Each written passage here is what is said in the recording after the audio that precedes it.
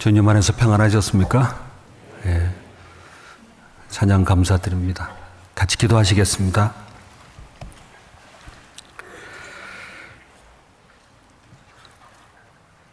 저희를 사랑해 주시고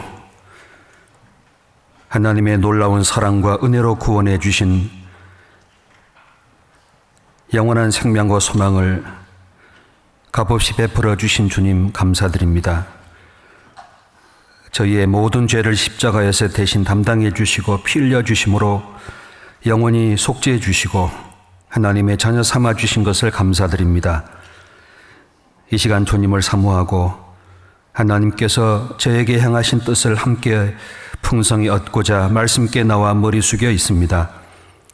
각 사람 굽어 살펴주시고 하나님으로 인하여 즐거워하며 감사하며 기뻐하게 하시고 이러저러한 영혼들을 위하여 복음을 전할 수 있도록 도와주시며 함께하여 주시기 원합니다.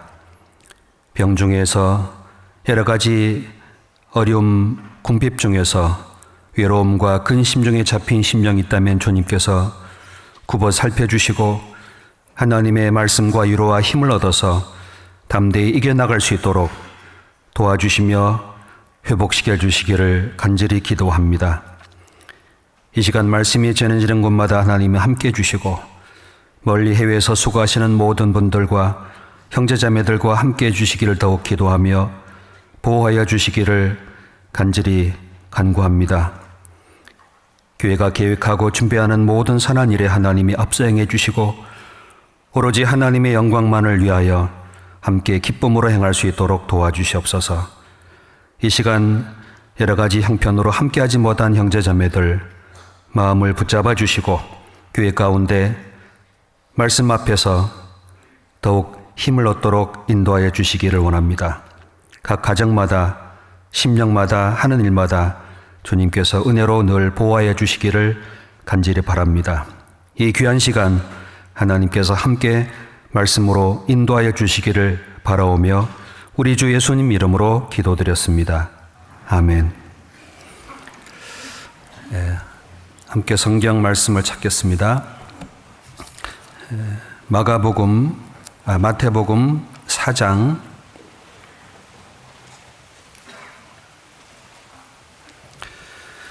마태복음 4장 18절부터 22절까지 보시겠습니다. 마태복음 4장 18절부터 보시겠습니다.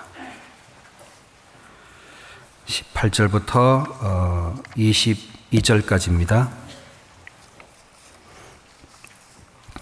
찾으셨으면 같이 함께 천천히 읽겠습니다. 갈릴리 해변에 다니시다가 두 형제 곧 베드로라 하는 시몬과 그 형제 안드레가 바다에 금을 던지는 것을 보시니 저희는 어부라 말씀하시되 나를 따라오너라 내가 너희로 사람을 낚는 어부가 되게 하리라 하시니 저희가 곧 그물을 버려두고 예수를 좇으니라. 거기서 더 가시다가 다른 두 형제 곧 세베대의 아들 야고보와 그 형제 요한이 그 부친 세베대와 한 가지로 배에서 금을 깁는 것을 보시고 부르시니 저희가 곧 배와 부친을 버려두고 예수를 좇으니라. 오늘 주일 말씀은 예수님께서 말씀하셨던 사람을 낚는 어부에 대한 교훈으로 함께 배우려고 합니다. 그 전에 이제 파키스탄 선교를 무사히 잘 다녀왔습니다. 함께 기도해 주셔서 감사드립니다. 선교 소식은 말씀을 마치고 난 뒤에 잠깐 광고 전에 알려드리는 시간을 좀 가질까 합니다. 허락되는 범위 안에서요. 오늘 주일 말씀을 통해서 예수님께서 우리에게 원하시는 것이 무언가를 잠깐 좀 살피려고 합니다. 이게 19절 말씀하시되 나를 따라오너라 내가 너희로 사람을 낚는 어부가 되게 하리라 하시니 그리스도인들을 하나님께서 부르셔서 영원한 천국까지 인도하십니다. 그 삶 속에 거룩한 목적이 있습니다. 제자들을 만나시고 그 목적을 만나셨을 때 부르실 때 말씀하셨습니다. 부르는 목적은 사람을 낚는 어부가 되게 하신다는 목적이 있습니다. 우리가 이 땅에 태어난 가장 중요한 목적은 영원한 생명을 얻기 위해서입니다. 또 영원한 생명을 얻은 목적은 영원한 길을 가는 길에 그걸 위해서 살아가는 데 목적이 있습니다. 먹고 마시며 숨쉬고 생활하는 모든 목적은 영원한 걸 위해서입니다. 그것도 특별히 이 세상에 영원한 건 딱 하나밖에 없습니다. 무엇이죠? 사람의 영혼입니다. 영혼 외에는 영원한 것은 이 땅에 존재하지 못합니다. 영혼이 모여있는 곳이 교회입니다. 교회는 영원한 주님의 몸된 교회라고 말씀하십니다. 그래서 영혼과 교회와 함께하는 것은 영원한 것을 위해 사는 사람이라고 할 수 있습니다. 그 사람을 쉽게 말하면 사람을 낚는 어부로 하나님이 이끌어 가십니다. 이게 사람을 낚는 어부라고 했을 때 사람을 그러면 뭘로 비유하시는 것이죠? 물고기입니다. 물고기를 잡는 어부를 비유해서 사람을 낚는 어부다라고 말씀하십니다. 물고기가 어디에 살지요? 바다에서 살지요. 바다를 뭐라고 할 수 있을까요? 사람이 사는 세상을 가리켜서 바다라고 할 수 있습니다. 그 세상에 속한 사람들을 낚는 것은 세상에는 영혼들을 구원하는 것과 같다라고 할 수 있습니다. 그래서 우리는 이 땅에 살면서 영혼을 구원하는 일을 하는 사람을 낚는 어부의 삶을 삽니다. 그래서 우리는 하나님 보시기에 바다에서 물고기 잡는 어부다라고 말씀하고 계셔요. 그러면은 어부는 아무나 되나요? 어부가 되려면은 항상 뭐와 접촉을 해야 되죠? 바다와 접촉해야 됩니다. 물고기와 접촉해야 됩니다. 그 바다와 물고기 속에 항상 생활하는 어부가 바로 그리스도인들이라고 할 수 있습니다. 여기에 어부가 되려면 이렇게 말씀하십니다. 19절에 말씀하시되 나를 따라오너라 내가 너희로 사람을 낚는 어부가 되게 하리라. 사람을 낚는 어부가 되려면은 가장 전제되는 조건이 있지요. 뭐지요? 나를 따르라. 그리하면 내가 너희로 사람을 낚는 어부가 되게 하리라. 그러니까 되고 싶어 되는 것이 아니라 전제 조건은 주님을 따라가는 결과로 되는 겁니다. 이 말씀은 너무나 잘 알고 있고 익히 우리가 주님께로부터 가르침 받은 말씀이지만 특별히 이 어부라고 하는 입장에서 볼 때 어떻게 돼야 되는지를 우리가 말씀을 통해 좀 교훈을 얻고자 하는 겁니다. 나를 따라오너라. 그리하면 내가 너희로 사람을 낚는 어부가 되게 하리라. 예수님은 사람을 낚는 어부의 주인입니다. 그러니까 어부를 바다에서 고기 잡는 사람으로 만드는 분은 주님이신 겁니다. 그러면은 그 주님이 어부가 되게 만들기 위해서 우리를 향해서 따라오라고 하십니다. 그러니까 따라가지 않고는 사람을 낚는 어부가 되게 할 수 없습니다. 어부가 바다에 가지 않고 소파에 앉아서 물고기를 잡을 수 있을까요? 없지요? 네, 없습니다. 어떤 음식을 준비했습니다만 음식을 먹으러 가지 않고서는 내 생명의 에너지를 공급할 수가 없는 것처럼 마찬가지입니다. 주님을 따라가지 않으면 사람을 낚을 수가 없습니다. 왜 전도가 안 될까요? 물론 여러 가지 어려움과 환경이 문제가 있겠습니다만 더 중요한 것은 주님이 할 수 있지만 혹 내가 주님을 따라가지 않는 결과로 하나님이 열매를 맺게 하지 않는 건 아닌가 생각을 해봐야 되지 않겠습니까? 어부의 모습 속에서 우리가 어떤 모습으로 살아가야 사람을 낚을 수 있을까? 아마 바닷가에서 살아본 경험이 계신 분들은 잘 아실 겁니다. 저도 어렸을 때 바다에서 얼마 기간 동안 살았습니다. 바다 속에서 보면요, 하나님의 바다를 만든 이유를 좀 이해가 되더라고요. 바다는 작아요, 넓어요? 넓어요. 바다는 얕아요, 깊어요? 깊어요. 바다 속을 사람이 다 알까요, 모를까요? 몰라요.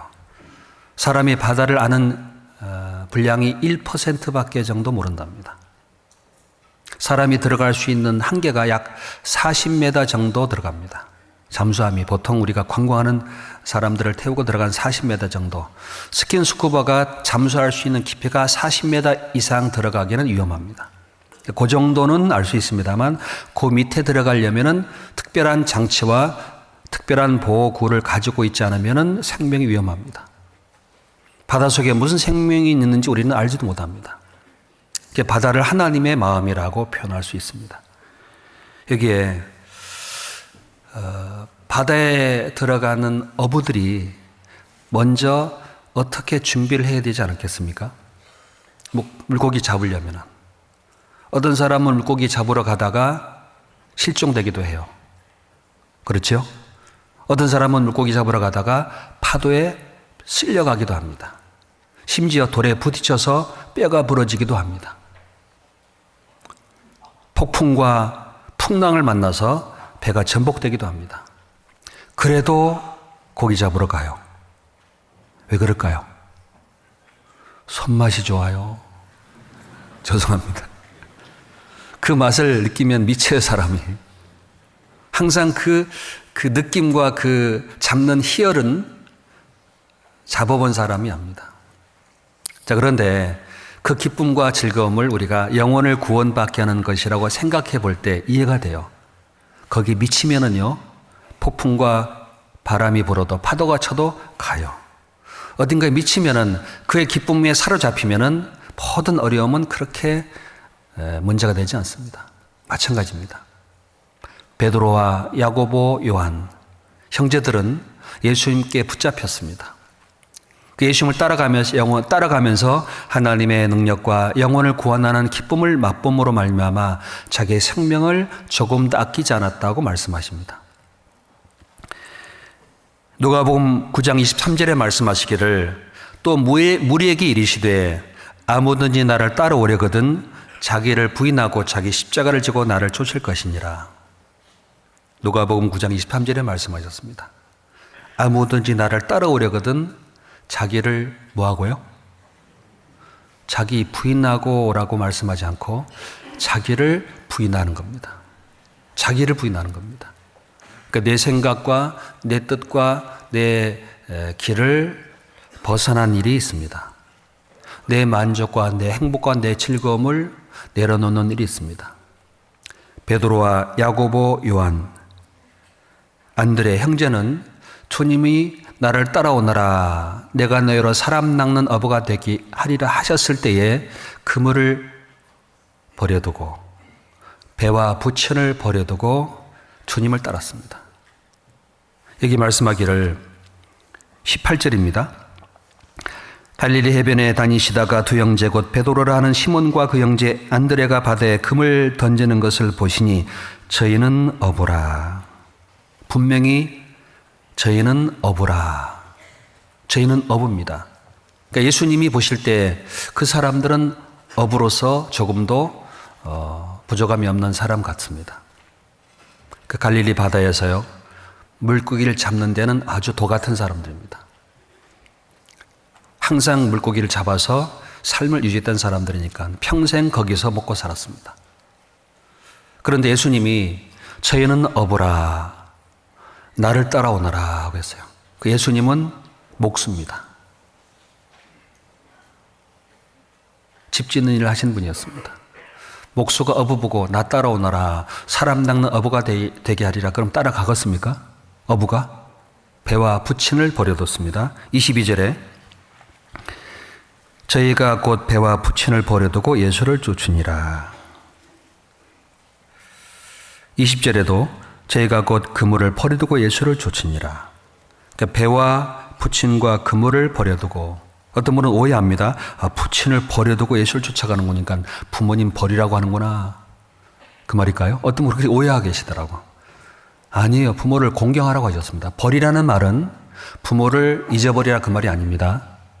부모님을 섬기는데, 주님이 따라갈 때 부모님을 섬기는 것보다 더 귀한 것을 위해서 희생하고 이것을 하나님께 맡긴다는 뜻입니다.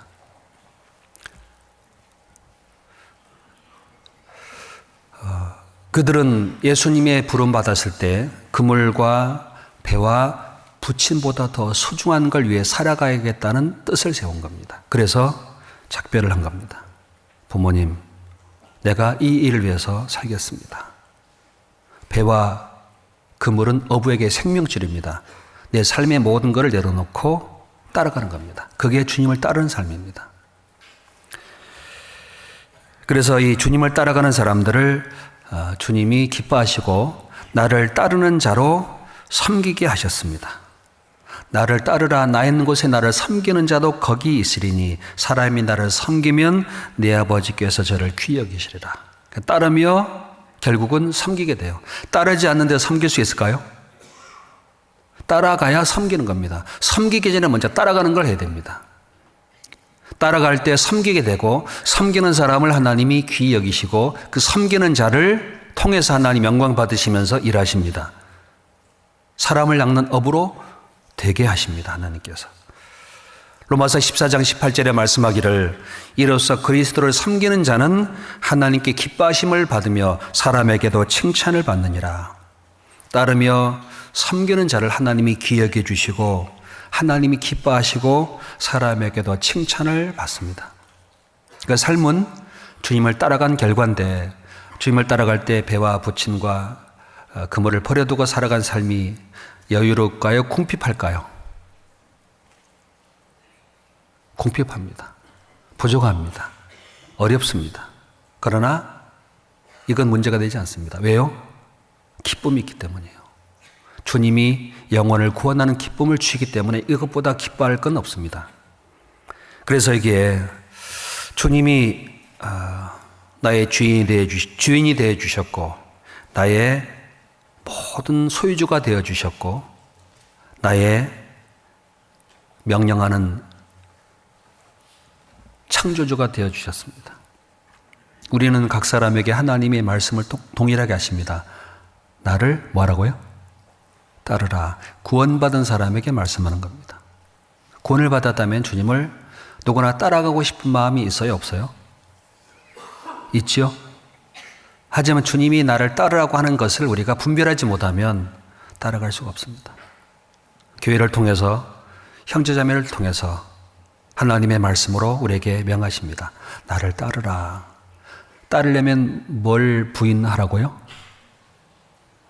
자기를 부인하라. 11월 달만 되면요, 나를 따르라고 가끔 전화도 오고 만나자 그래요. 어디서요? 어디서요? 교회에서. 그걸 따르라고 했을 때 그걸 하나님이 내게 부르신다고 생각을 하면 하고 내가 환경과 여건을 잠시 들어하고 따를 수 있습니다. 그 따를 수 있는 제자는 하나님이 분명히 귀히 여겨 주시고 섬김을 받도록 사용하십니다. 그리고 그 사람을 통해 주님이 반드시 영혼을 구원하도록 도와주실 겁니다. 그래서 혹시 당부드리지만 11월 달에 내년을 위해서 주님을 따르는 일을 맡길 때 올 게 왔구나 하고 감사합니다 하고 받으시기 바랍니다. 꼭 부탁드립니다. 아셨습니까? 당부드립니다.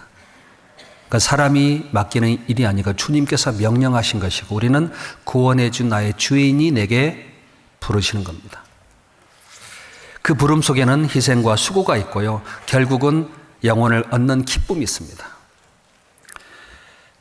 마태복음 13장을 찾아보겠습니다. 마태복음 13장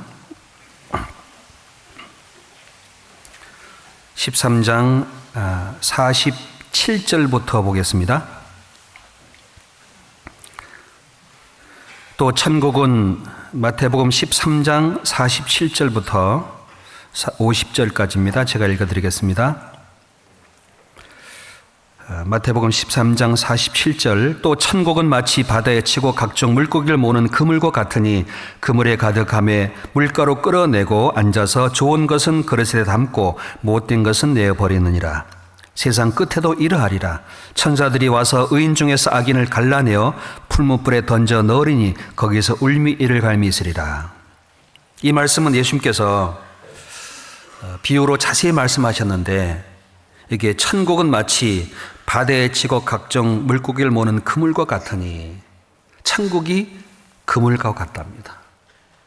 그물에는 좋은 물고기와 못된 물고기도 함께 잡혔습니다. 바다는 세상입니다. 세상 끝에도 이러하리라. 그물을 던진 사람이 그물에 잡힌 물고기를 좋은 건 그릇에 담고 집으로 가져가고 못된 것은 내어버리느니라. 세상 끝에도 이러하리라.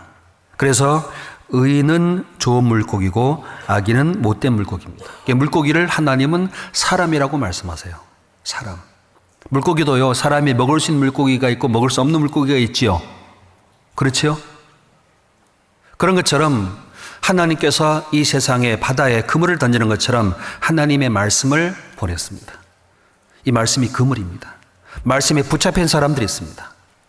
하나님 앞에 말씀에 구원받은 성도들이 있습니다. 그곳이 천국입니다. 그런데 이 말씀이 증거되지만 구원받은 사람들이 있고 구원받지 못한 사람들이 있습니다. 좋은 물고기가 있고 못된 물고기가 있는데, 주님이 오셔서 마지막 세상 끝에 좋은 물고기, 하나님의 생명과 하나님의 말씀으로 거듭난 영혼들을 영원한 곳으로 옮기는 말씀하셨습니다. 그래서 바다는 세상이에요. 물고기는 사람들입니다. 좋은 물고기는 의인들입니다. 그래서 이 사람을 낚는 어부가 되는 것은 항상 바다에서 이루어지듯이 영혼과 접촉을 하고 하나님의 말씀과 함께하는 것이 어부의 모습과 똑같습니다. 우리는 어부가 평생 바다에서 삽니다. 가까이서 삽니다. 바다를 떠나면은 어부는 존재할 목적과 의미를 잃게 됩니다. 어부는 바다에서 삶의 근원을 찾고 거기서 모든 기쁨과 즐거움을 얻습니다. 사람들은 인생을 바다에 떠 있는 배와 비유하기도 합니다. 항해하는 배와 같다고도 하지요. 바다는 항상 잔잔해요. 파도가 쳐요. 파도가 치죠. 평안한 잔잔한 곳이 바다가 아닙니다. 폭풍도 오고 높은 파도도 옵니다. 그런 것처럼 인생에 많은 어려움과 고난이 올 뿐만 아니라 심지어 죽음도 와요. 여러분, 지금 이 시대까지 얼마나 바다에서 많은 사람이 죽은지 아십니까? 아이고, 왜 바다에 빠져 죽어요? 배 타고 와요? 비행기 타고도 날아가면 되지 뭐. 비행기 탄 지가 몇 년 됐길래요. 과거는 전부 다 백길로 다녔습니다. 백길로. 성경의 요한계시록 20장에도 마지막 심판 때 바다에서 죽은 자들을 내어주매, 바다에서 빠져 죽은 사람이 물고기 밥이 됐지만은 땅에서 흙으로 돌아간 사람 부활시킬 뿐만 아니라 바다에서 죽은 사람들을 세상에서 다 하나님이 끄집어내는 겁니다. 물고기 밥이 됐어도 그만큼 바다에서 죽은 사람이 많은 거예요. 그 바다에서 죽은 사람들을 하나님이 다 살려내십니다. 그런데 인간의 과학이 발달하고 인간의 힘과 능력이 아무리 발달해도 태풍을 막을 수 있어요? 쓰나미를 막을 수 있습니까?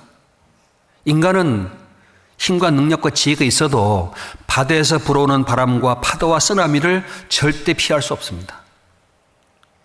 하늘에 떠 있는 구름을 사람이 인도할 수 있을까요? 없습니다. 오고 가게 못합니다. 어떻게 인간이 바다와 하늘에 있는 걸 다스릴 수 있겠습니까? 없습니다. 오직 주님만 할 수 있습니다. 믿음은 바다에 떠 있는 배와 같아요. 디모데전서 1장 19절에 말씀하기를 믿음과 착한 양심을 가지라.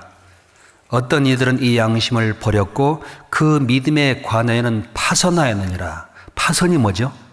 배가 부딪히는 겁니다. 배가 가라앉는 거죠. 암초에 부딪히기도 하고 폭풍에 밀려가다가 결국은 전복되기도 하고 가라앉기도 합니다. 충돌하기도 합니다. 바다에서 많은 사고와 위험이 있습니다. 자, 그 인생 속에 믿음을 따라간다는 것은 바다를 항해하는 배와 같아요. 여러분, 배를 놓아져서 미국 갈 수 있는 사람이 있을까요? 없죠. 가다가 저 동해 바다에서 빠져 죽습니다. 대부분 먼 길은요, 혼자 저어가는 게 아니라 바람을 타고 가야 됩니다. 바람을 타고 갈 때 그 뱃길을 따라갈 수 있고요. 바다는 반드시 바다 속에는 길이 정해져 있습니다. 아무데로 가는 게 아닙니다. 세상에는 하나님이 걸어가는 길이 있고 그리스도인들이 걸어가야 할 길이 정해져 있습니다. 그 코스를 벗어나면 반드시 부딪히거나 전복이 되거나 필요하게 되어 있습니다. 그게 너무나 중요한 겁니다. 그래서 이 파도와 바다 속에 있었던 모든 사건들이 우리의 신앙에 직접적으로 연결됩니다. 배를 인도하는 분은 주님이시고 그 항구로 이끌어가는 분도 주님이십니다. 여러분, 노아 방주가 바다에 떠다녔습니다. 노아 방주에 키가 있을까요, 없을까요? 배를 움직이는 키. 노아가 움직여야 되는데 있어요? 왜 없을까요? 노아가 움직이는 게 아니에요. 그 배를 누가 움직이죠? 하나님이요. 어디까지요? 아라랏산에. 왜 거기다 멈추게 할까요? 나중에 물 빠질 거 아시고 우리 때 집회할 때 쓰라고, 증거할 때 하려고. 노아는 그때 몰랐어요. 우리가 산에 머물 것 같으면 어떡할까요? 밀어내겠죠. 아, 이게 산인데 아닌데. 점점 내려가야 되는데 사람의 생각과는 다른 겁니다. 오랜 시간 뒤에 우리에게 그 증거를 통해 하나님의 살아계심과 하나님의 행하심을 보여주기 위한 목적인 겁니다. 바다에서 일어났던 일은 참 많아요. 시편 107편을 찾겠습니다. 시편 107편. 107편 23절부터 보겠습니다. 시편 107편 23절.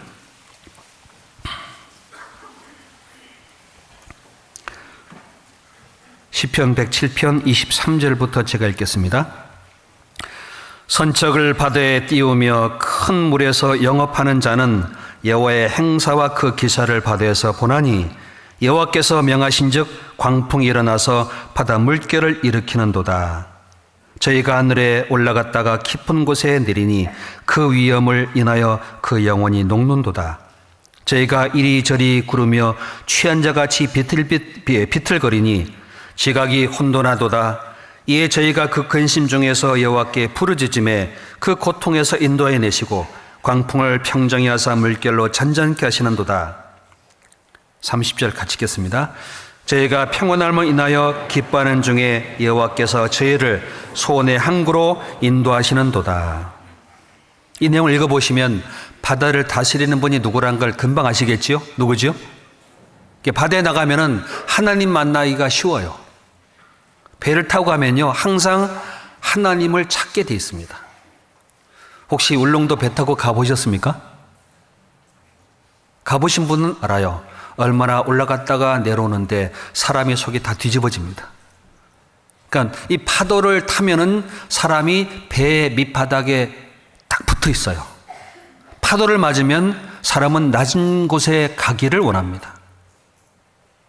인생에 많은 파도를 맞는 사람들은 점점 자기를 낮추게 되어 있습니다. 여기에 배를 띄웠는데 큰 물에서 영업하는 자는 큰 물입니다. 그 하나님이 주신 그 물에서 영업하는 자는 바다에서 여호와의 행하심과 기사를 본다. 아, 이건 하나님의 능력과 하나님의 손길이 있는 걸 경험하는 거예요. 폭풍이 올 때는요, 두렵습니다. 하나님 찾는다니까요. 피할 길을 찾습니다. 제가 어렸을 때, 지금도 기억이 납니다. 태풍이 밤새 불었는데 아침에 학교 갔더니 학교가 없어졌어요. 바다에 빠져버렸습니다. 바다 속에 지붕만 올라와 있더라고요. 와, 폭풍 불 때 지붕 양칠이 날아다닙니다. 칼처럼. 돌 조각이 날아다닌다니까요. 나가면 사망이에요. 폭풍 불 때는 낮은 곳에 바닥에 엎드려야 되는 겁니다. 바닷가에는 더 바람이 불어요. 바닷가에서는. 여기에 25절입니다. 같이 읽어보실까요? 여호와께서 명하신즉 광풍이 일어나서 바다 물결을 일으키는도다. 여호와께서 명하셨는데 광풍이 일어나고 바다 물결을 일으키는도다. 그러니까 이 세상에 바다 물결을 일으키는 분이 누구죠? 하나님이세요. 일본에 쓰나미가 왔습니다. 그 엄청난 쓰나미로 원자력 발전소도 부셔버리고 그 땅을 쓸어버렸습니다. 누가 했을까요? 어쩌다 생긴 일일까요? 광풍을 일으키고 바닷물결을 일으키는 분이 하나님입니다. 그러니까 사람은 그 바닷물결 때문에 올라갔다가 내려왔다가 이리 구르며 저리 구르며 위험으로 인해 영원히 녹는도다. 그 영원히 두려움과 근심 중에 하나님께 부르짖어요. 28절입니다. 이에 저희가 근심 중에서 여호와께 부르짖음에 그 고통에서 인도하여 내시고 광풍을 평정히 하사 물결로 잔잔케 하시는도다. 자, 그 물결을 광풍을 일으키기도 하고 광풍과 물결을 잔잔케 하기도 한다. 그러니까 이걸 누가 하는 거라고요? 하나님이 한다는 걸 큰 물에 영업하는 사람은 본대요. 안 돼요.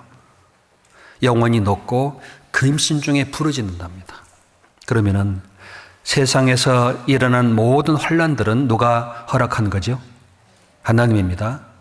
광풍과 파도가 일어날 때 우리도 거기에 부딪히고 그걸 맞이하게 되지요. 여러분 인생의 광풍과 파도를 일으킨 그 하나님 앞에 내가 어려움과 고난을 겪은 건 누가 허락한 걸까요? 하나님이 한 겁니다. 그 뒤에는 파도와 광풍 배후에는 하나님이 계신 거예요. 그 인간을 만나가지고 힘든 것도 하나님이 하는 것이고 부모님을 만나고 그 삶을 살아간 또 하나님이 뒤에 계신 것이었고 그 자식을 낳고 기른 것도 하나님이 그 배후에 내게 뭔가 부르짖도록 하신 섭리가 반드시 있는 겁니다. 그 뒤에는 하나님의 손길이 있는 거예요. 왜요? 근심 중에 영원히 녹는 중에 두려움 중에 하나님을 찾으라고 하나님 의지하라고 그 부르짖을 때 하나님이 그 사람을 붙잡고 평안한 항구로 인도하시는 거예요. 여기에 29절입니다. 광풍을 평정히 하사 물결로 잔잔케 하시는도다. 저희가 평안함으로 인하여 기뻐하는 중에 여호와께서 저희를 손의 항구로 인도하시는도다. 광풍을 평정히 하고 물결을 잔잔케 하시니까 배가 평안함을 얻고 그 부르짖는 소원의 항구로 인도해 주세요. 소원의 항구. 여러분 광풍이 불고 큰 파도가 오면 배는 어디 가고 싶을까요? 방파제가 있는 항구로 가고 싶어요. 그게 근본입니다. 우리가 환난과 고난과 어려움을 당할 때 어디 가고 싶어요? 주님께로 가고 싶어요. 주님의 보호받는 곳에 들어가고 싶어요. 제가 어렸을 때 바다에서 살았는데요. 바다에 얼마나 많은 배가 있는지 몰라요. 죄송합니다만 중국에서 불법 어선도 우리나라 와서 물고기 잡아가요. 해경이 쫓아갑니다. 그런데 갑자기 태풍이 불어요 막. 그럼 어떤 마음이 들까요? 하나님의 벌 내린겨. 불법 어선 다 뒤집어지겠지. 그리고 피할 항구를 찾는데 불법 어선이 그 항구로 와요. 그러면 받아줘야 돼요? 막아줘야 돼요? 예? 우리 같으면 막아버리겠지요? 아니에요. 불법 어선이라도 태풍과 파도에 밀려올 때는 다 받아줍니다. 들어오라고 받아줘요. 그리고 평온하고 잔잔해지면 불법 어선을 내보내요. 그리고 잡으러 가요. 이건 다른 문제입니다. 생명은 어떤 죄와 어떤 고난 속에서도 보호해줘야 됩니다. 그게 하나님의 마음이에요. 그게 사람들은 인도주의라고 말합니다. 아무리 악해도 죽음 앞에서는 자비를 베풀도록 하나님이 정하셨다니까요. 심판은 다른 문제입니다. 자, 그런 것처럼 광풍을 평정히 하고 물결로 잔잔케 해서 그 평온함을 인하여 기뻐하는 중에 소원의 항구로 들어가요. 우리에게 환난과 고난이 있는 것은 하나님께 부르짖고 소원을 이루기 위한 과정이다라고 바닷속에서 배울 수가 있지 않습니까? 그렇지요. 그래서 여기에 우리가 하나님께 할 수 있는 것은 바람과 파도를 일으키고 배를 이끌어가는 주인은 선장님은 주님이시구나. 그러면 우리를 믿음으로 항해하게 하는 분이 누굴까요? 주님이시구나. 이 교회를 노아 방주와 비유할 수 있습니다. 이 방주의 주인은 누굴까요? 주님이세요. 교회가 바람과 폭풍과 파도를 부딪혀도 그 배를 항구로 이끌어가는 분이 누구죠? 하나님이에요. 이 교회의 항구는 어딜까요? 세상에 항해하다가 어디에 들어가요? 천국이에요. 천국. 천국은 우리의 소원의 항구라니까요. 어른이 있을 때마다 우리는 뭐라고 말해요? 아이고 빨리 천국 갔으면 좋겠다. 힘들 때마다 주님 빨리 왔으면 좋겠다. 결국은 그게 우리의 소원이라니까요. 소원. 맞습니다. 제자들을 데려다가 어부가 되게, 사람 낳는 어부가 되게 하려고 배를 타고 다닐 때마다, 항상 배를 타고 다닐 때마다 하나님이 그들을 위해서 뭘 많이 일으켰어요. 폭풍과 파도를 엄청 일으킵니다. 배에서 많이 그들은 주님을 배웠습니다. 요한복음 6장을 찾겠습니다. 요한복음 6장. 요한복음 6장 18절. 요한복음 6장 18절 보겠습니다. 요한복음 6장 18절. 요한복음 6장 18절입니다. 큰 바람이 불어 파도가 일어나더라. 자, 큰 바람이 불어 파도가 일어나더라. 누가 일으켰을까요? 어쩌다가요? 큰 바람이 불어 파도가 일어나더라. 그러니까 바람과 파도는 함께 댕깁니다. 바닷가에 가보시면 바람 부는 날 파도가 세요, 안 세요? 세요. 그러면 어부는 어떤 마음이 들까요? 오늘 나가면 안 되겠다. 오늘 나가면 고기 잡기 힘들겠다. 기다리지요? 언제까지요? 잔잔할 때까지. 인생도 마찬가지예요. 환난과 파도가 칠 때 막 나가는 게 아니에요. 주님을 기다립니다. 주님이 평정케 하실 때 기다리면 나가는 겁니다. 어떤 배는요, 군함 같은 거 있지 않습니까? 항공모함 같은 거는 파도가 와도 그냥 막 나가요. 왜? 싸워야 되니까. 유람선은 어떻습니까? 파도가 치면, 퍽 불면 항구로 돌아와요. 그건 유람선이에요, 유람선. 전투함은 나간다니까요. 우리는 유람선에 살아요, 전투함에 살아요? 네? 어떤 사람들은 폭풍 파도만 치면 집으로 가네. 힘들다 그러고 집으로 가요. 뭐 좀 맡기려고 하면 못 한대요. 예. 우리는 유람선에 탄 사람들이 아닙니다. 군함에 탄 군인들과 같은 사람들입니다. 물고기 잡는 어부 같은 사람들입니다. 여기에 18절 다시 읽겠습니다. 제가 이어서 큰 바람이 불어 파도가 일어나더라. 제자들이 노를 저 12여리쯤 가다가 예수께서 바다 위로 걸어 배에 가까우심을 보고 두려워하여 하거늘 가라사대 내니 두려워 마라 하신대 이에 기뻐서 배로 영접하니 배는 곧 저희의 가려는 땅에 이르렀더라. 자, 이게 참 놀라운 것은 큰 바람과 파도가 일어나서 노를 저 갈 때 힘들잖아요. 그때 바다 위로 누가 걸어와요? 주님 걸어와요. 배 영접합니다. 자, 그러면은 보시죠. 주님이 그 배에 타려고 일으킨 게 바람이에요. 주님이 그 배에 올라타려고 파도와 바람을 일으킨 겁니다. 감사한 거죠. 배로 영접합니다. 여러분, 인생을 보면은 풍랑을 보고 폭풍을 만날 때 하나님을 믿고 구원받는 일이 있지요? 참 감사한 거라니까요. 인생의 모든 어려움은 하나님이 나와 함께하기 위한 축복의 손길로 아시면 됩니다. 마가복음 6장을 찾겠습니다. 마가복음 6장 48절을 찾겠습니다. 마가복음 6장 48절. 마가복음 6장 48절입니다.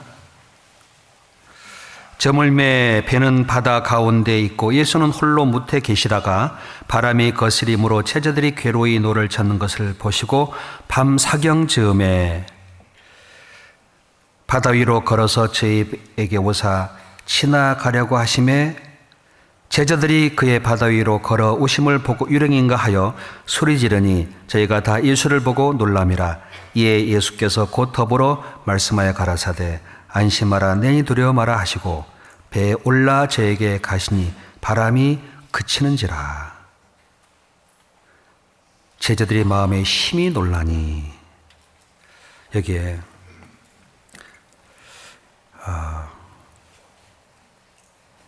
밤 깊은 사경쯤에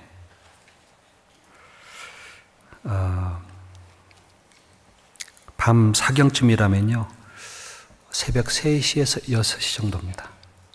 깊은 밤입니다. 새벽 전입니다. 바람이 배에 막 부딪혀 거스리는 겁니다. 노를 젓는데 배가 바람이 불고 파도에 부딪혀서 못 가는 거예요. 못 나가는 겁니다. 그때 주님이 물 위로 걸어오시면서 지나가시려고 할 때 유령인가 하고 자세히 봤더니 예수님인 거예요. 앞에 말씀하셨던 오병이어 기적을 보여줬던 예수님인 겁니다. 예수님이네. 예수님 말씀할 때 내니 두려워 마라 안심하라 하고 배에 올라왔는데 바람이 탁 그쳤어요. 그러니까 괴롭고 힘든 어둠 속에 주님을 보고 주님을 영접하니까 모든 게 다 잔잔해졌습니다. 뭘 말씀하고 싶은 걸까요? 환난과 고난과 어려움이 있어도 주님이 내게 다가오고 있다는 것을 잊지 마라. 내 안에 함께하고 싶은 것이 주님의 뜻입니다. 마가복음 앞에 4장도 찾겠습니다. 4장 36절을 보겠습니다. 4장 36절, 마가복음 4장 36절입니다. 저희가 무리를 떠나 예수를 배에 계신 그대로 모시고 가매 다른 배들도 함께 하더니 큰 광풍이 일어나며 물결이 부딪혀 배에 들어와 배에 가득하게 되었더라. 38절에 같이 읽어보겠습니다. 예수께서는 고물에 베개를 베시고 주무시더니 제자들이 깨우며 가로되 선생님이여 우리의 죽게 된 것을 돌아보지 아니하시나이까 하니. 큰 광풍이 일어나서, 큰 광풍입니다. 물결이 배에 부딪혔어요. 문제는, 더 큰 문제는 배에 물이 가득 차버렸네. 어떤 일이 벌어질까요? 다 죽게 생겼어요. 가라앉으면. 근데 예수님은 배에 타셔서 뭐 하시고 계셔요? 속도 없어요, 주님이. 잠자고 계시네. 쟤들은 어떤 마음이 들까요? 예수님이 주무시네. 와서 물 좀 퍼주든가, 물 좀 퍼주든가, 함께 배를 좀 어떻게 살려볼 수 있는 노력도 안 하고 주무시네. 원망과 불평이 생겨서 예수님 깨웁니다. 왜 우리 죽게 됐는지 안 돌아보십니까? 라고 말합니다. 뭐가 없는 걸까요? 주님이 누군지 모르고 계신 거예요. 주님은 바람을 일부러 일으키신 겁니다. 죽게까지 집어넣는 거예요. 여러분 가끔 주님을 위해 살다가 보면 죽을 수 있는 상황도 와요, 안 와요? 와요. 누가 허락한 거지요? 살 소망까지 끊어버릴 수 있는 때까지 옵니다. 여러분 신앙생활 하면서 죽고 싶을 때 없었어요? 있었어요, 없었어요? 있었어요. 미국의 아프가니스탄 파병 갔던 군인들이 가끔 전장에 옆 사람이 친구들이 죽고 충격으로 돌아오는 사람도 있습니다. 학교 다니고 좀 진정하려고 돌아오면요, 가끔 자다가 벌떡 일어나가지고 막 전쟁에서 터졌던 이 트라우마가 생겨가지고 막 침대 밑에 숨기도 하고 막 화장실 들어 숨기도 하고 막 울기도 하고 그런데 부르짖기도 하고. 그래서 외상후 스트레스라고 의사한테 치료받습니다. 그건 전쟁에 얻은 상처들입니다. 여러분 물고기 잡을 때 어부들이 죽음도 경험할 때가 있을까요, 없을까요? 가끔 뉴스에 나오죠. 배 타고 나갔다가 실종됐다고, 풍풍나게 떠밀려가다가 몇 사람은 죽고 몇 사람은 구조했다고. 예, 그런 경우가 있습니다. 근데 그분에게 물어봤어요, 제가. 괜찮냐고, 힘 안 들었느냐고. 아니라고. 내가 나라를 위해서 자기 생명을 바쳤는데 그 나라를 위해서 자기의 삶을 바친 것은 조금도 후회가 없다. 자랑스럽고 기쁘다. 감사하다. 그 결과 내가 받은 상처는 내가 치료하면 된다. 당연히 생각하더라고요. 여러분 주님에 살다가 힘들면 주님 원망하십니까? 내가 주님께 살다가 이렇게 힘들었네? 아니에요. 주님 위에 살면서 받는 고통은 귀한 겁니다. 당연하고 기쁜 겁니다. 누구 원망하거나 누구를 탓할 것이 아니에요. 주님을 일을 안 하면 그런 상처 없어요. 멸시도 안 받아요. 욕도 안 먹어요. 판단도 안 받아요. 그러나 주님을 때문에 판단받는 것은 마치 그 구인인이 나를 위해 희생한 것에 대한 당연한 결과라고 이미 각오한 거예요, 처음부터. 그렇지요? 근데 가장 열받는 게 하나 있습니다. 그분들이 와서 총을 쏘러 사격장에 간대요. 정신을 다시 가다 놓게요. 총 쏘다가 옆 사람과 동네 사람 쏴버린답니다. 왜 그런지 아세요? 열받는 거예요. 내가 나를 위해 충성한 것 때문에 열받는 것이 아니고 그 병 때문에 열받는 것이 아니고 와서 봤더니 마약하고 있고요. 술 마시고 있고 놀고 있는 겁니다. 내가 이런 인간을 위해서 내 목숨을 바쳤나? 이것이 더 큰 고통이랍니다. 이런 부모님이 자식을 낳고 기를 때 그 부모님의 뜻을 거스르고 악을 행할 때 내가 이러려고 자식을 낳았나? 그 기쁨이 사라져버릴 뿐만 아니라 고통이 오는 것처럼 주님도 마찬가지일 거예요. 피 흘리고 구원해 줬는데 주님 일을 맡겼을 때 오히려 자기의 평안을 구한다면 주님이 어떤 마음이시겠어요? 주님 희생한 것 때문에 괴로워하지는 않을 겁니다. 오히려 그 주님을 부인하는 것 때문에 슬퍼할 수 있을 겁니다. 외상후 스트레스 어떤 사람들은 그런 고통이 있어요. 어떤 한 분이 그런 모습을 봤는데 너무 괴로운 나머지 의사를 치료받고 오는데요. 그 차를 몰고 가는데 뒤에서 경찰에 세우더랍니다. 경찰관이 뭘 봤냐면 그 앞사람 전역한 군인의 차에 마크가 붙어 있는데 자기 아들이 파병 갔다가 순직했습니다. 전사했는데 그 파병 간 아들 부대 마크인 거예요. 그래서 불렀습니다. 세웠습니다. 이 사람은 내가 교통 위반했나 했는데 그 경찰관이 차 세워놓고 와서 옆에 운전사에게 말합니다. 혹시 저 부대에 당신 근무했습니까? 예, 맞습니다. 저 곳에 내 아들도 근무했습니다. 누구 아십니까? 모르겠는데요. 예, 저 마크를 보고 아들 생각이 났는데 당신을 그래서 세웠습니다. 그리고 내 아들 생각이 나는 당신 좀 알아볼 수 있겠습니까? 그러더래요. 그럼 내리더니 그 경찰관이 아들을 안는 기분으로 처음 알아보고 울었답니다. 그리고 하는 말이 경찰관이요. 고맙소. 당신의 아들로 내가 오늘 기쁨을 얻어서 감사합니다 하고 돌아가더랍니다. 근데 그 군인이 그날 자살하러 길이었습니다. 자살하러 가는 길이었는데 그 자기의 존재 의미를 알았던 거예요. 아, 이 사람을 위로할 수 있는 사람이 나였구나. 나도 세상에 가치가 있고 남을 위로할 수 있는 사람이 되었구나 하고 힘을 얻었답니다. 우리가 주를 위해 살면 세상에서도 버림받을 뿐만 아니라 주님께도 사람에게도 잊혀질 수 있습니다만 그러나 누군가가 반드시 위로자를 위해서 나를 두셨다는 게 맞아요.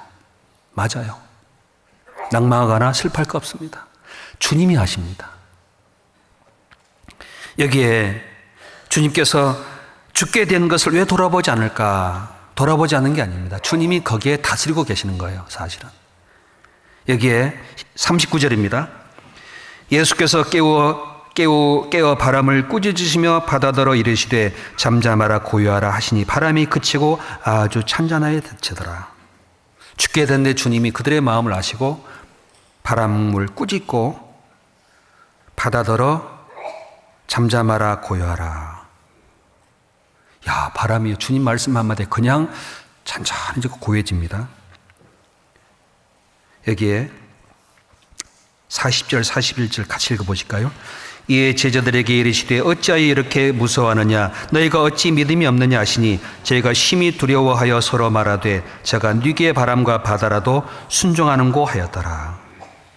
저가 누구길래 바람과 바다라도 순종하는고. 저가 누구지요? 창조주예요, 주님이. 그분이 바람을 일으키고 파도를 일으킨 분인데 왜 그 배에 바람과 파도를 일으켰을까요? 죽게까지 했을까요? 주님이 누군지를 깨닫게 하기 위해서입니다. 폭풍 속에서 큰 물결 속에서 주님을 믿게 된 일이 있습니다. 여기에 40절이죠. 이에 제자들에게 이르시되 어찌하여 이렇게 무서워하느냐 너희가 어찌 믿음이 없느냐 하시니. 자, 문제는 왜 무서워하고 죽게 된 걸 원망했을까요? 왜 그랬을까요? 뭐가 없어서요? 믿음이 없어서 그래요. 믿음이라는 게 뭐죠? 열심히 하는 게 아닙니다. 주님이 어떤 곳에서 나와 함께 하신다. 나를 인도하신다. 엄청난 광풍이 오고 큰 파도가 부딪혀도 주님 나와 함께 하신다. 그게 믿음이에요. 그러면 살든지 죽든지 어떻게 할 수 있을까요? 맡기게 돼요. 그게 믿음입니다. 불안해서 못 맡깁니다. 열심은 해요. 아니요. 믿음이 없는 겁니다. 사람들은 바람과 풍랑을 보면 숨어들어요. 그게 근본입니다. 주님은 말합니다. 바람과 파도 속에 내게 명하십니다. 왜 믿음이 없느냐라고 명하십니다. 시편 65편을 보겠습니다. 시편 65편.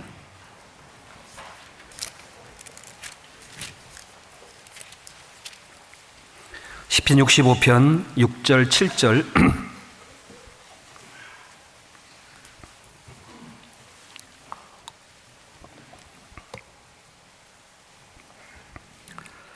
같이 읽어보겠습니다. 주는 주의 힘으로 산을 세우시며 권능으로 띠를 띠시며 바다의 흉룡과 물결의 요동과 만민의 헌어까지 진정하시나이다. 이게 주님 힘으로 산을 세우시고 권능으로 띠를 띄우셨는데 바다의 흉룡과 물결의 요동과 만민의 헌어까지 진정하시나이다. 자, 바다의 흉흉한 것, 물결의 요동하는 것, 게다가 만민의 헌어까지 하나님이 다스리는 겁니다. 결국은 바다를 다스리는 하나님께서 우리도 다스려요? 안 다스려요? 우리나라도요? 다스려요. 하나님 의지하지 않은 나라는 격결로 갑니다. 거짓된 점쟁이나 악한 거 의지하는 나라 백성도 망하게 되는 겁니다. 그건 하나님의 다스림입니다. 이스라엘 민족이 쪼개진 것은 솔로몬이 우상에게 절했기 때문입니다. 백성은 그 가운데 고통받을 수밖에 없습니다. 그러나 하나님을 섬기고 하나님께 의지한 사람들의 흉흉한 물결과 요동은 하나님이 다스려요. 지켜줘요. 바다가 아무리 높아도요, 우리의 믿음을 덮고 가라앉기는 못합니다. 세상은 다 가라앉아요. 시편 89편 찾겠습니다. 89편 9절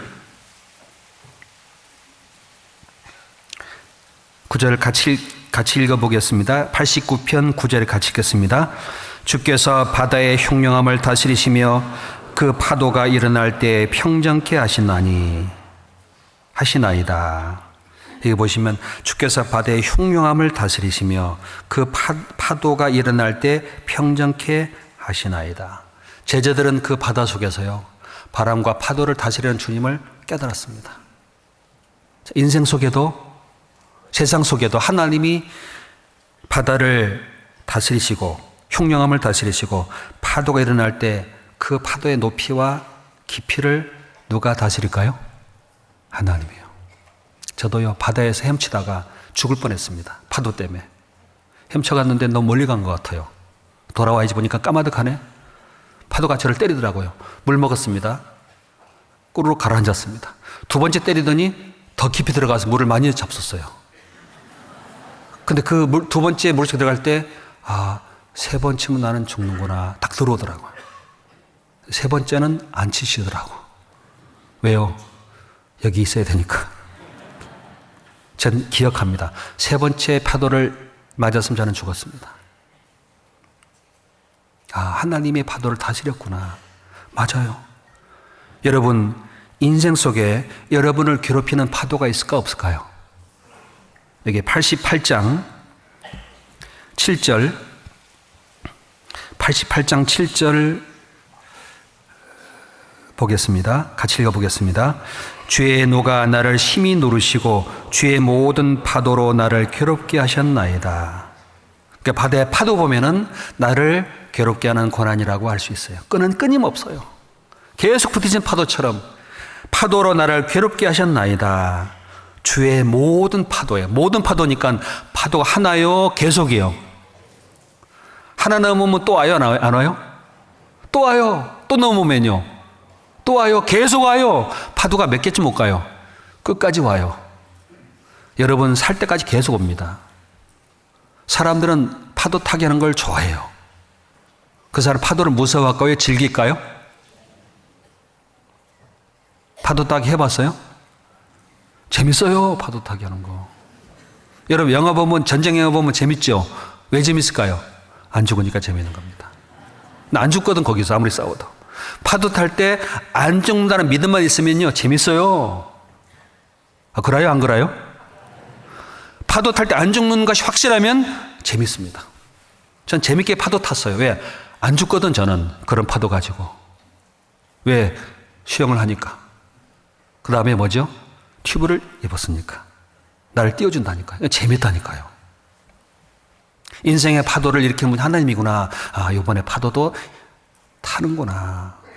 그때 올라갔다가 내려올 때 누구한테 부르짖을까요? 하나님 저를 도우소서. 그럼 평안의 항구로 또 인도해줘요.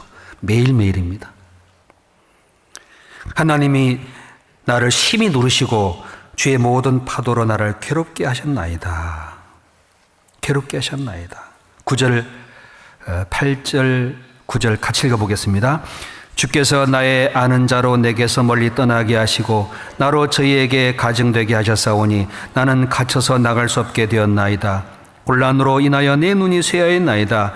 여호와여 내가 매일 주께 부르며 주를 향하여 나의 두 손을 들었나이다. 이 파도로, 모든 파도로 괴롭게 하고 누르니까 어떤 상황이겠어요? 아는 사람도 멀리하고 나를 가증 여기지만 더욱 갇혀서 나갈 수 없습니다. 벗어날 수 없는 거예요. 옥에 갇힌 것처럼. 곤란 때문에 눈이 쇠하고 그런 결과 매일 하나님께 부르짖습니다. 파도 때문에 매일입니다. 두 손을 하나님께 들고 부르짖습니다. 매일이에요. 그 사람이 복 있는 사람입니다. 파도로 나를 괴롭게 하지만 하나님 내가 매일매일 부르짖습니다. 13절 같이 읽어보겠습니다. 여호와여 오직 주께 내가 부르짖었사오니 아침에 나의 기도가 주의 앞에 달하리이다. 내 기도가 주님 앞에 상달될 때가 언제냐? 파도 칠 때예요. 여러분 편안할 때, 어려움이 없을 때, 모든 것이 잔잔할 때 기도가 되던가요? 네? 기도가 될까요? 안 될까요? 안 돼요. 기도해야지. 안 됩니다. 언제 기도가 될까요? 파도 맞을 때, 갇혔을 때, 나갈 수 없을 때, 곤란할 때 부르짖습니다. 그 기도가 하나님께 상달되고요. 하나님이 이끌어 가신 겁니다. 그 바람과 폭우와 풍랑을 피할 수 있는 곳은 딱 한 군데밖에 없어요. 어디죠? 주님께밖에 없습니다. 여러분, 앞으로 마지막 핵전쟁이 일어나면 엄청난 광풍이 밀려옵니다. 광풍에 밀려가는 세상 속에 피할 곳은 아무 데도 없어요. 어디로 가요? 주님밖에 없어요. 이사야 32장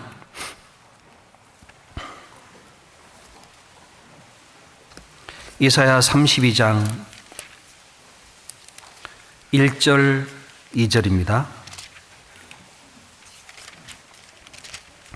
이사야 32장 1절 2절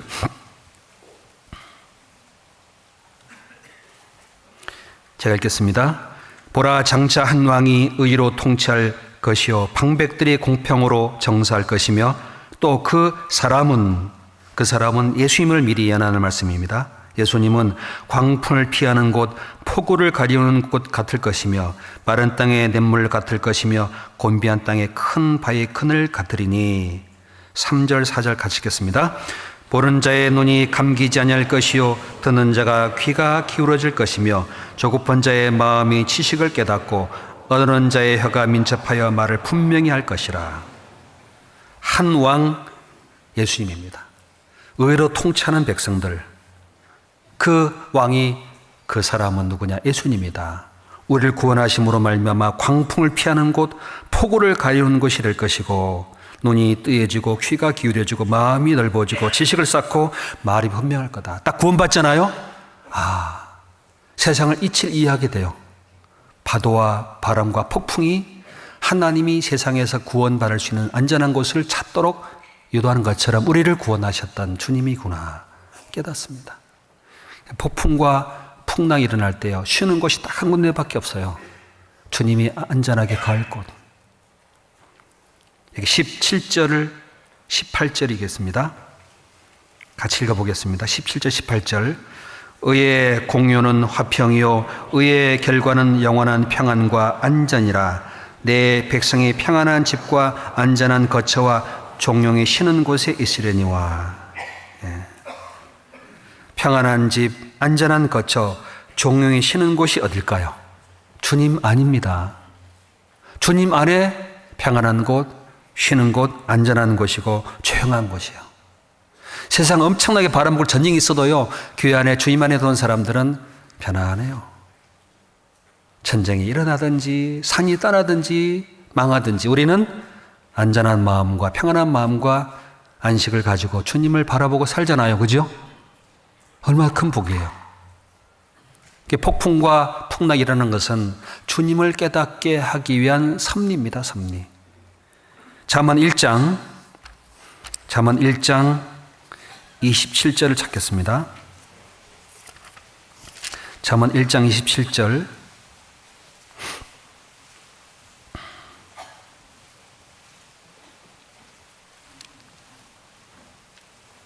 잠언 1장 27절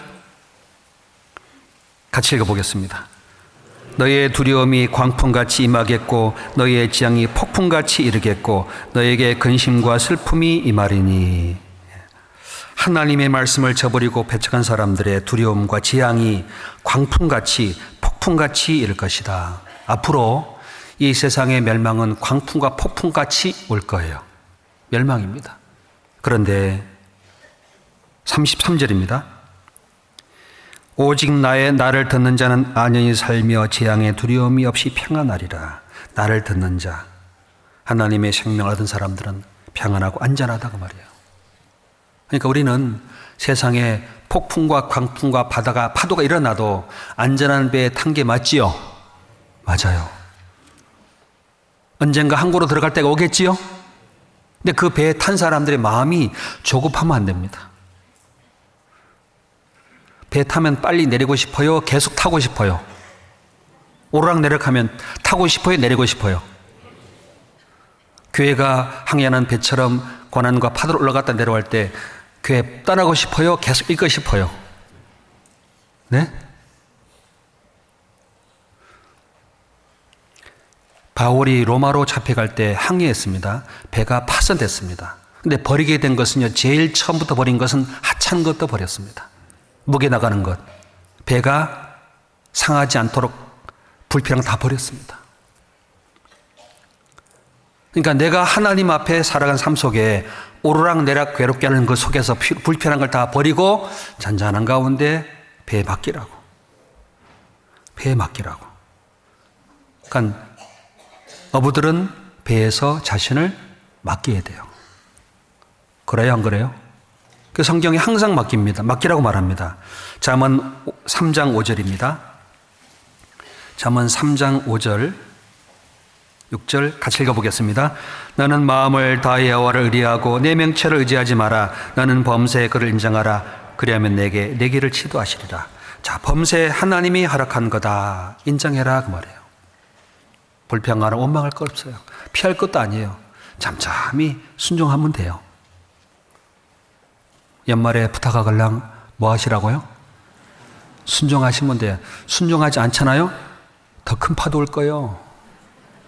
참말이요. 하나님이 파도를 일으킨 분인데 좋은 말 할 때 들어라. 부모가 그러잖아요.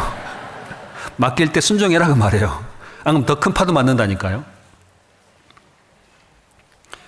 그리고 시편 37편 5절에 너희 길을 여호와께 맡기라. 그러면 저가 이루시고 내 의를 정오의 빛같이 나타내시리라. 하나님이 나타내줘요.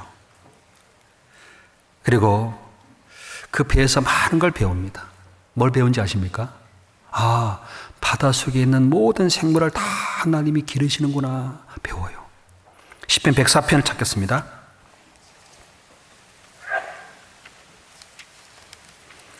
시편 104편 25절, 24절부터 보겠습니다.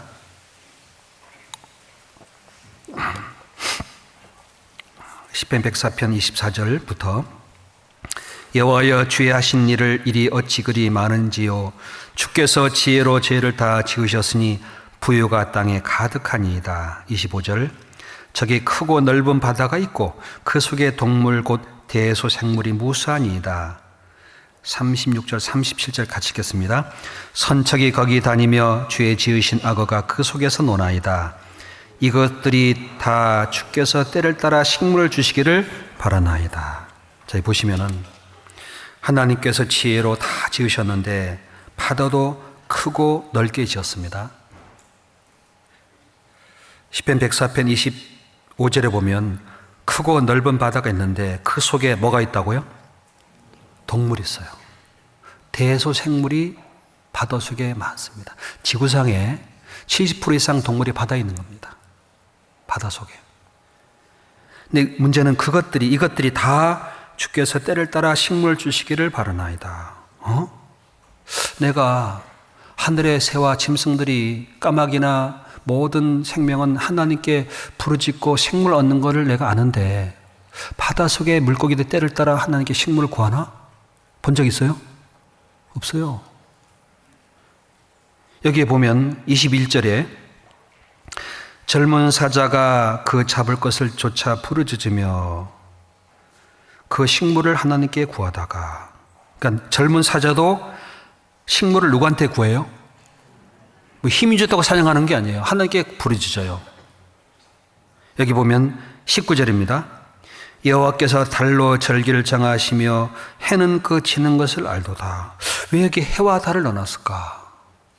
해와 달을 하나님이 정하셔서 뜨고 지는 걸 통해서 하나님이 일하시는 게 맞아요. 맞아요. 이거 보니까요, 바다를 만드셨고 그 속에 모든 물고기도 만드셨고 물고기가 사자처럼 부르짖듯이 때를 따라 식물을 구하는구나. 하나님께. 물고기가 하나님께 식물 구하는구나. 물고기는 뭐라고요? 사람이에요. 구원받지 않은 사람은 뭘 찾는지 아십니까? 영원한 것, 행복과 진정한 기쁨을 찾습니다. 그러니까 못 만나니까 돈을 찾고 세상 헛된 걸 찾고 세상 기쁨을 찾잖아요. 못 만나니까 그런 거예요. 대부분 어떤 거에 미친 사람들은 만족 안 돼서 그거에 미치고 살아갑니다. 그걸 아마 좀 만족할 수 있을까?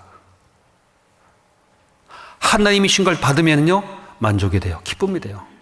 그건 다른 거 안 찾습니다. 왜 다른 것을 찾을까요? 불만족해서 그런 거예요. 왜 세상 기쁨으로 맛볼까요? 안 채워져서 그런 거라니까요. 왜 취미 활동할까요? 만족 안 돼서 그런 거예요. 하나님 것으로. 안 그래요? 그래요, 안 그래요? 만족하면요 다른 거 안 봐요. 참말입니다. 저때 나이가 어머니에 만족하면요 장난감 안 찾아요. 자지 거기서 편안하게. 안 싸운다니까요. 만족하면. 시편 95편을 잠깐 또 보겠습니다. 시편 95편 5절. 5절 같이 읽어보겠습니다. 바다가 그의 것이라 그가 만드셨고 육주도 그의 손이 지으셔도다.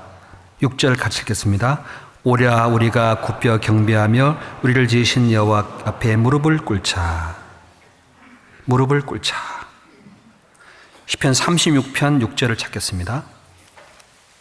시편 36편 6절. 36편 6절, 시편 36편 6절도 같이 읽겠습니다. 주의 의는 하나님의 산들과 같고 주의 판단은 큰 바다와 일반이라. 여호와여 주는 사람과 짐승을 보호하시나이다. 7절도 읽겠습니다. 하나님이여 주 인자하시며 어찌 그리 보배로우신지요. 인생이 주의 날개 그늘 아래 피하나이다. 인생이 하나님의 날개를 피한다는데 그 앞에 바다가 하나님이 지으셨는데 큰 바다가 하나님의 판단과 일반이라. 하나님의 판단은 바다와 같아 넓고 깊어요. 그 인자하심입니다. 그 속에 있는 모든 생물을 다 보호하신답니다. 땅에 있는 생명체, 바다 속의 물고기도 하나님이 보호하신대요. 그러면은 생각해 볼 수 있어요. 바다 속에는 뭐가 헤엄쳐댕기죠? 물입니다. 시편 9편 8편 8절을 찾겠습니다. 시편 8편 시편 8편 7절부터 9절까지 같이 읽겠습니다. 곧 모든 우양과 들짐승이며 공중의 새와 바다의 어족과 해류에 다니는 것이니이다. 여호와 우리 주의 이름이 온 땅에 어찌 그리 아름다운지요. 자, 여기에 보시면 땅과 바다를 지으셨는데 바다의 어족과 바다의 어족이 있습니다. 어족은 뭐죠? 종류별로. 고등어는 누구랑 댕겨요? 고등어끼리. 오징어는 오징어끼리. 고등어가 시속 70km 헤엄칩니다.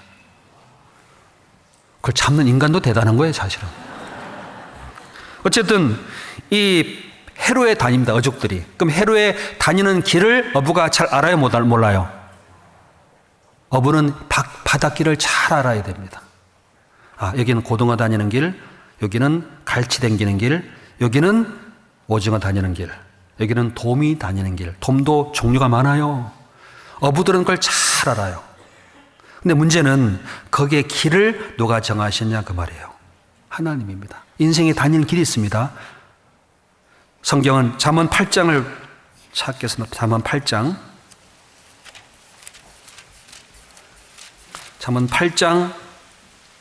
20절입니다. 잠언 8장 20절 같이 읽어보겠습니다. 나는 의로운 길로 행하며 공평길 가운데로 다니나니. 21절 같이 읽겠습니다. 이는 나를 사랑하는 자로 재물을 얻어서 그 곳간에 채우게 하려 함이니라. 자, 나는 의로운 길, 공평길로 다니나니. 나가 누굴까요? 주님이요. 주님은 다니는 길이 세상에 정해져 있어요. 주님은 다니는 길은 의로운 길, 공평한 길로 다닙니다. 우리에게도 말씀하십니다. 해로에 다니는 것이니이다. 바닷길을 누가 정하셨을까요? 물고기 길, 하나님이요. 주님이 이 땅에 의로운 길, 공평한 길을 정해놓았기 때문에 그리스도인들을 주님을 따라가는 거예요. 의로운 길, 공평한 길, 성도들의 길이 있습니다. 잠언 2장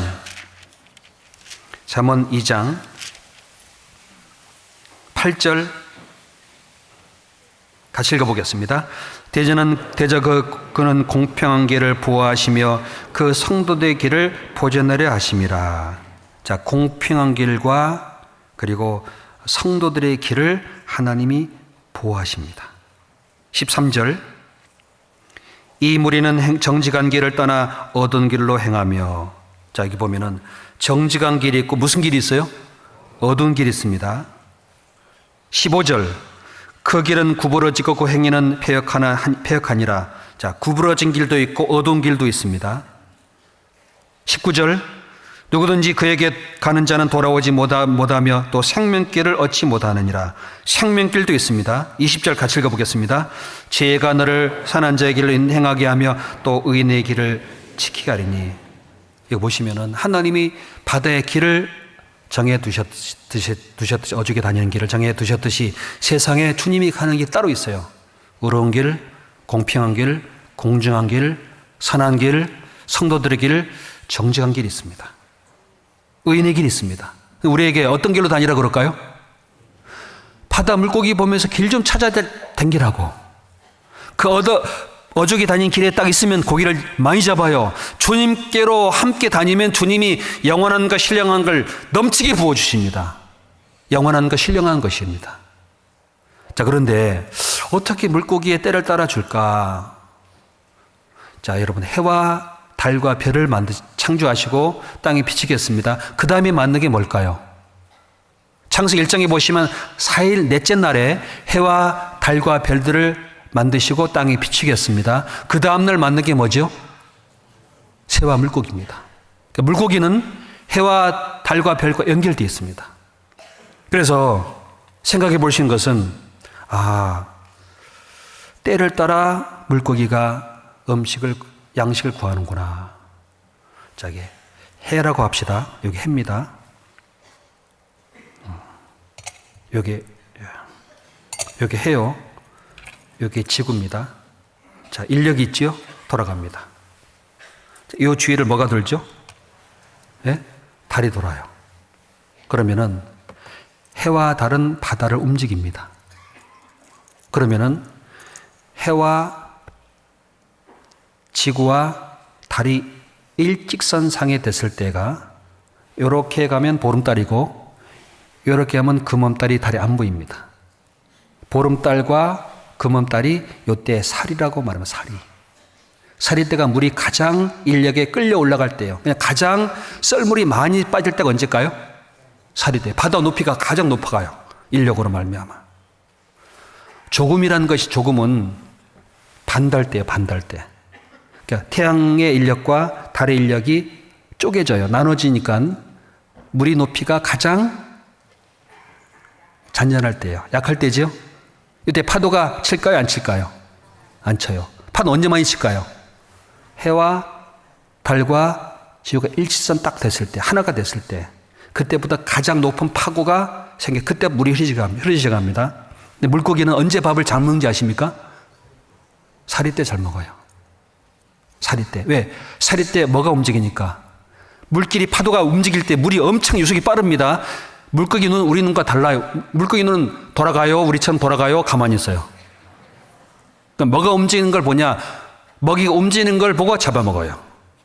사람은 가만히 있어도 보이는데 물고기는 가만히 있으면 인식 못합니다. 잘. 움직이는 걸 잡아먹어요. 그러면 물고기가 가장 많이 먹을 때가 언제일까요? 물이 빨리 흐를 때예요. 그때가 살입니다. 살이. 조금 때는요. 해와 달이 나눠졌어요. 달은 교회입니다. 증인입니다. 태양은 시편 84편 11절에 하나님의 헤어로가 되었어요. 하나님의 헤어. 태양과 달이 일선되고 지구가 하나가 딱 되면은 그때부터 파도가 치는 거예요. 막 혼란 고난이 있습니다. 유속이 빨라요. 그때 고기가 많이 잡히는 거예요. 그때 고기가 많이 잡힙니다. 근데 달이 태양과 어긋나 있습니다. 하나님과 뜻이 안 맞습니다. 힘이 분산됩니다. 물고기 절대 안 와요. 안 잡혀요. 안 먹어요. 앞에 갖다 둬도 안 먹어요. 뭘 말하는 걸까요? 순종하고 주님의 뜻과 교회가 하나가 되면요, 저절로 구원받습니다. 역사하니까. 가끔요, 물고기 잡으러 간 낚시꾼 어부를 보면 언제 물고기 잡으러 가는지 아십니까? 살이 때 가요. 물고기 제일 많이 잡힐 때가 살이 지난 살이 때가 물때인데요, 물때. 물때가 있습니다. 한 물부터 15물 있어요. 살이 때가 몇 물이냐? 6물이 살이 때입니다. 음력으로 말하면 6물이 살이 때고, 살이 때부터 7, 8, 9, 3일째가 유속이 가장 빠를 때, 그때 물고기가 많이 잡히는 겁니다. 그때가. 조금 때는요, 물고기 안 먹어요. 어부들이 모르면 언제 나가는지 아세요? 조금 때 가요. 왜 안 잡히지? 뭘 배우지 못한 겁니다. 때를. 물때를 모르는 거예요. 물고기 앞에 있어도 안 먹어요. 물고기 갖다 줘도. 유속이 빠른 곳에 물고기가 잘 잡히게 되어 있습니다. 여러분, 물고기 잡으러 간 사람 보면 대부분요, 주차기 좋은 곳, 텐트시 좋은 곳, 라면 끓이기 좋은 곳, 편안한 바에서 낚시를 해요. 잡혀요, 안 잡혀요? 안 잡혀요. 올 때 어디 가요? 횟집 가서 물고기 사가지고 가요. 부끄러우니까. 그런데 유속이 빠른 사리 때부터 3일 동안 엄청난 유속이 흘러갈 때 물고기 잡기 때문에 그때 바다에 나가요. 근데 파도 치지요? 바람 불지요? 그걸 피할 수 없습니다. 물고기 잡으러 간 사람들은. 아하, 바람과 풍랑 칠 때 물고기 잘 잡히는구나. 왜? 흐르니까. 너무 세면 못 가요. 어부들은요, 물을 무서워하지 않습니다. 바다는 두려워해요. 어부가 물 무서워할까요? 아니에요. 바다를 경외합니다. 바다를 의지합니다. 그리스도인들이 말씀과 교회와 하나가 안 되면은, 조금이 될 때는 거기 안 와요. 누가복음 5장에 베드로가 내가 밤이 먹도록 수고했지만 얻은 것이 없지만 내가 말씀에 의지해 그물을 내리리다 했더니, 말씀 의지해서 깊은 데다가 그물을 내렸더니 물고기가 2배 채우게 채웠습니다. 그물이 찢어집니다. 그 배 위에서 무릎 꿇었습니다. 아, 이건 창조주의 능력이다. 지금 물때가 아니에요, 아침에. 이건 하나님만 할 수 있다. 어부로 평생 살았지만 이건 하나님의 기적이다. 아, 주여 나를 떠나서 난 죄인입니다. 그 말씀대로 주님은 창조주고 역사하는 능력이 있는 겁니다. 물때를 가진 어부의 생각이 아니라 말씀에 의지해 살아가면 주님이 그 말씀 능력으로 잡히는 거예요. 물고기를 왜 밤새 베드로에게 못 잡게 했을까요? 물때인데 들어가지 마 그랬어요. 물고기 운전수가. 말씀에 의지해 내렸더니 그물이 막 찔정으로 잡힙니다. 왜 잡혔을까요? 물고기 운전수가 베드로가 아니에요. 주님이에요.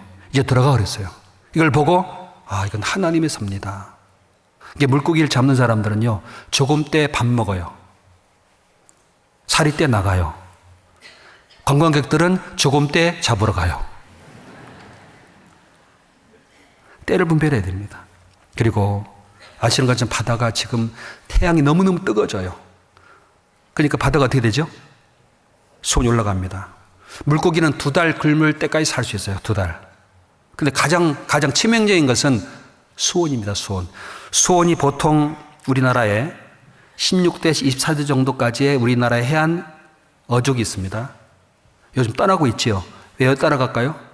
수온이 올라갑니다. 1도 올라가면 우리가 체감하는 5도가 올라가요.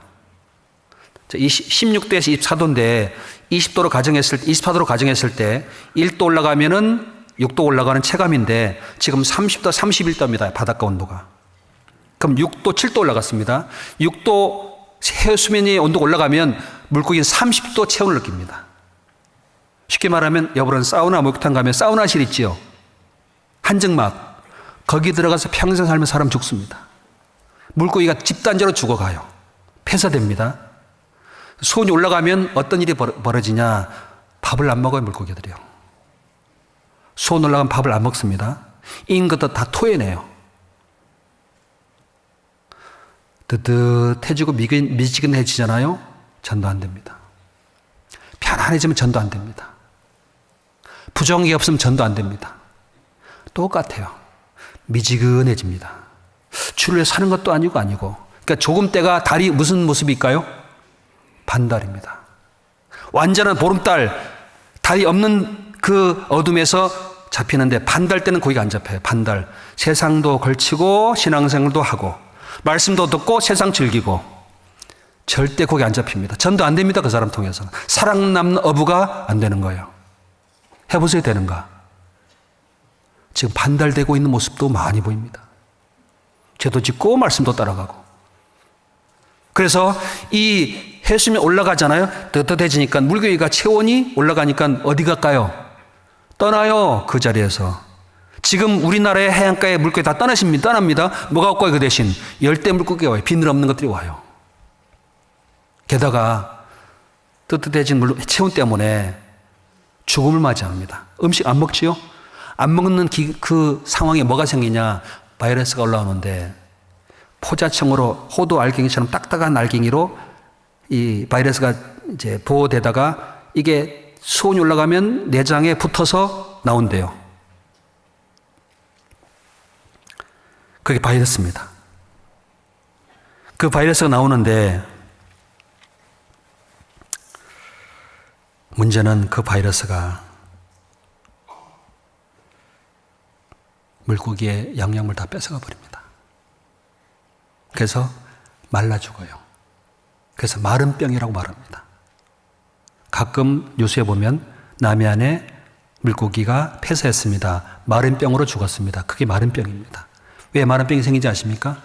수온이 뜨뜻해진 결과로 죽는 겁니다. 살았는데 뼈밖에 없어요. 뭘 말씀하고 싶은 걸까요?